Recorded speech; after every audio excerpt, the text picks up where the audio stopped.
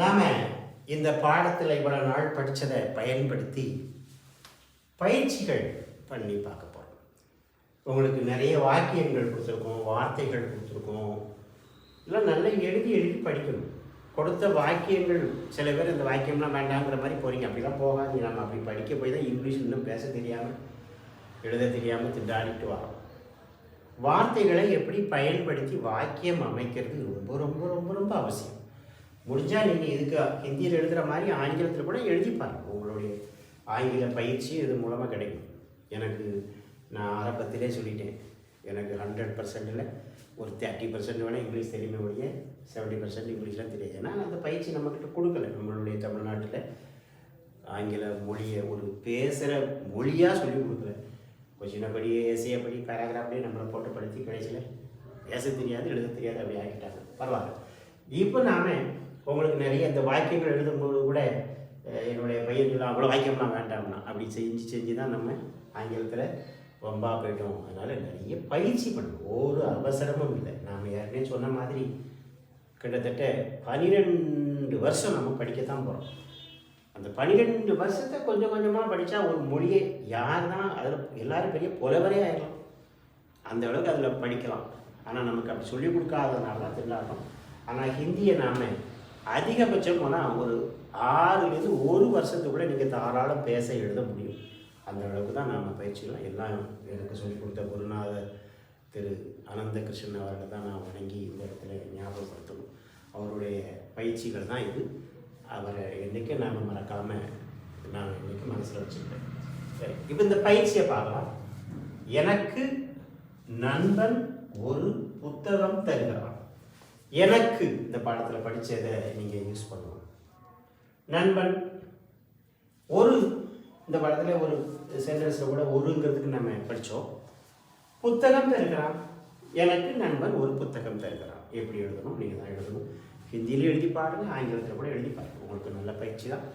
அடுத்தது 2வது பயிற்சி என்ன பாருங்கள். சின்ன குழந்தை ரெண்டுக்கும் சேர்த்து நீங்கள் ஒரே வேலை கூட போடலாம். தனித்தனி சின்ன ஒரு வேடம் கூட போடலாம். குழந்தைக்கு தனியாக கூட போடலாம்.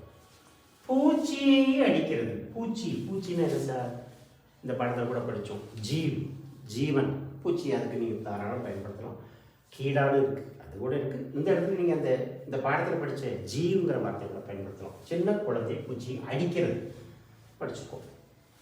உங்களை நண்பர் கூப்பிடுகிறார். உங்களை, தாங்களை, உங்களை, எங்களை, அவர்களை, அதெல்லாம் நீங்கள் நினைச்சு இதில் யூஸ் பண்ணி பாருங்கள். நண்பர் கூப்பிடுகிறார். கூப்பிடுதல் அதுவும் படிச்சது தான். அடுத்தது பாருங்கள். 4வது வாக்கியத்தை பாருங்கள். நீங்கள் உங்கள் கிராமத்தில், நீங்கள் உங்கள், நான் எனது, அவன் அவனது, இதுக்கெல்லாம் ஒரே வேர்டு இருக்கு. அதை நீங்கள் எழுதுறீங்களா பார்க்கலாம். நீங்கள் உங்கள் கிராமத்தில் என்ன செய்கிறீர்கள்? நீங்கள் உங்கள் கிராமத்தில் என்ன செய்கிறீர்கள்? நீங்கள் அவங்க செய்கிறீர்கள் என்ன செய்யணும்? அதெல்லாம் நினைவு வச்சுக்கோங்க. கிராமத்தில் இல்லுங்கிற ஒரு வேற்றுமை இருக்கு, அதை நீங்கள் போடணும், பார்த்துக்கோங்க. அடுத்தது பாருங்க.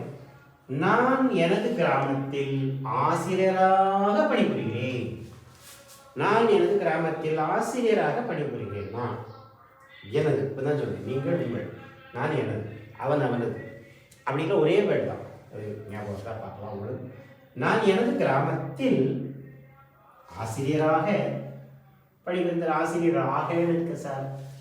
ஆசிரியர் ஆகக்கு ஹிந்தியில் இந்த ஆகக்குலாம் ஒன்றும் தேவையில்லை. இது செய்யலாம் பண்ணுமா சார்? அதெல்லாம் ஒன்றும் வேண்டாம். ஆசிரியருங்கிற எந்த வேர்டு அது போட்டாலே போதும்.